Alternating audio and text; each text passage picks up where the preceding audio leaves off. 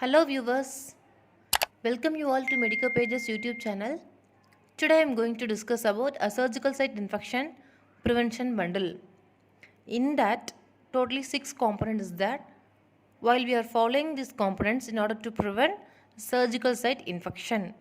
Among these, the first one is hair removal should be done by clippers and shaving should be avoided.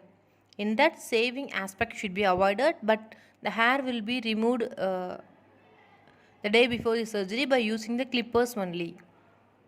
And second one is pre-surgery, that is before the surgery, whole body wash should be given for the patient by using 4% chlorhexidine solutions. In that, we have to give 2-time body wash for the patient day before the surgery as well as the morning of surgery. Then third one is prophylactic antibiotic should be given for the patient 30 to 60 minutes before the surgery in order to prevent infections for the patients.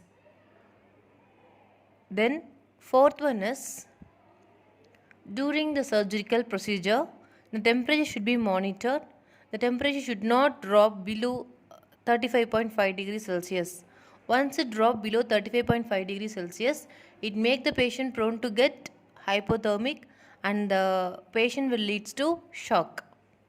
In order to prevent that, we have to monitor the temperature during the surgery itself. Then fifth one is blood glucose should be strictly monitored. It should be maintained at the range of less than 200 mg by deciliter for both in diabetic as well as non-diabetic patients. Once the blood glucose level is decreased more than 150 or less than 50, it makes the patient prone to get hypoglycemic. So in order to prevent that, blood sugar should be monitored.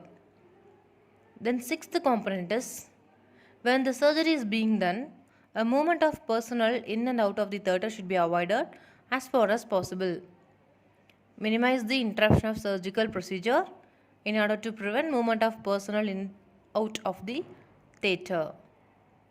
It is preferable to lock the theatre during a high risk surgery.